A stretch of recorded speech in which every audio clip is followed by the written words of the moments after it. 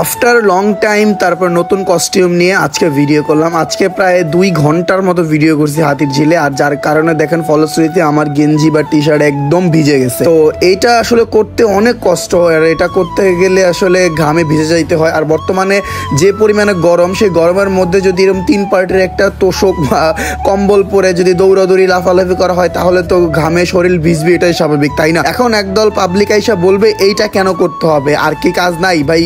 রিক্সা চালিয়ে খা, চানাচুর বিক্রি করে খা। আমরা ছোটবেলা থেকে সিদ্ধান্ত নেই যে আমরা কি করব জীবনে, যে বড় হয়ে আমরা ডাক্তার হব, ইঞ্জিনিয়ার হব, এই কথাগুলোই কিন্তু বলে যাই। প্রত্যেকটা ছেলে মেয়ে ছোটবেলা থেকে কি হবে, হয় আমি পুলিশ হব, ডাক্তার হব, ইঞ্জিনিয়ার হব, পাইলট হব, ইটিসি, মানে যা মন চায় তাই বলে ছোটবেলা থেকে। আদৌ কি সে বড় হয়ে সেটা হইতে পারে? 100 না, হাজার জনের মধ্যে একজন হইতে পারে কিনা সন্দেহ, লাখের মধ্যে হয়তো বা হয়। তো বাকি মানুষগুলো কি করে? বাকি মানুষগুলোকে সে যে সিদ্ধান্ত নিছে সেটাই করে। তো আসলে আমাদের জীবন জীবিকার জন্য আমরা যেই কর্মই বেছে নেই না কেন, সেটা আসলে আমাদের কতটা জীবনে ইফেক্ট করে, বা সেই কর্মস্থল থেকে আমাদের ইনকাম সোর্স বা যেই টাকাটা ইনকাম আসে সেটা দিয়ে যদি আমরা স্যাটিসফ্যাকশন না পাই, বা আমরা সেটা দিয়ে যদি আমরা চলাচল না করতে পারি, তাহলে আসলে কখনোই আমরা সেই কর্ম কন্টিনিউ করতে পারি না। তো আমি হচ্ছে আমার যে এই কাজ করব, ছোটবেলাতে কখনো এটা তো ভাবি না যে আমি এটা করব বড় হয়ে, তাই না? আর এখন এটা বলতেছেন এটাই আমার সারা জীবনে এটাই কাজ থাকবে, তাই না? অলরেডি আমার কাজের ডিফারেন্স হয়ে গেছে, অলরেডি আমি কস্টিউম গুলো সেল করতেছি, অলরেডি আমি অন্য ধরনের বিজনেস করার ট্রাই করতেছি, তাই না? তো আমাদের আসলে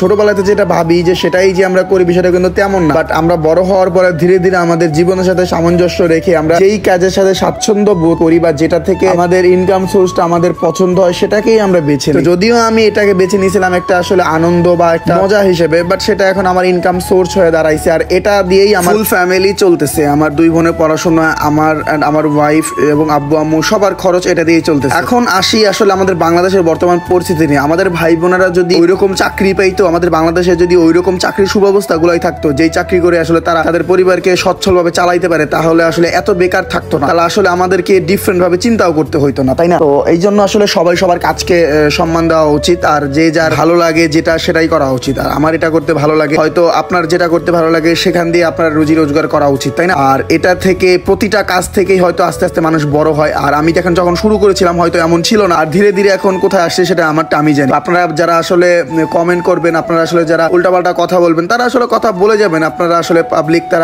কিছু মানুষ কমেন্ট করবেন, এটা না বুঝেই করবেন, এটাই স্বাভাবিক। কারণ আপনারা বাস্তবতা না দেখবেন, আপনারা একটা জিনিস সম্পর্কে ভালো জানবেন না, বাট আপনারা কথা বলেই বসবেন। তো আমি এটাই বলবো, আমাদের বাংলাদেশে যদি এতই ভালো ভালো চাকরি থাকতো, তাহলে আসলে আমাদের বাংলাদেশে এত বেকার থাকতো না। আর আমি যে কাজ করতেছি, আমার এই কাজকে আমি অনেক ভালোবাসি, আর এই কাজ থেকে আমি কোথা থেকে কোথায় এসেছি সেটা শুধুমাত্র আমিই জানি। কারণ আমি এমন সময় গেছে যে আমার পকেটে 50 টাকা থাকতো না, বা আমার এক গ্লাস পানি খাওয়ার মতো টাকা থাকতো না। সেখানে এখন আমি আমার পুরো একটা ফ্যামিলি চালাই, ঢাকার মতো একটা জায়গায় থেকে আমার ভাই বোনদের পড়াশোনা করিয়ে সকল খরচ চালিয়ে আলহামদুলিল্লাহ আমি অনেক ভালো আছি আগের থেকে, আর ইনশাআল্লাহ ভবিষ্যতে আরো ভালো কিছু করবো।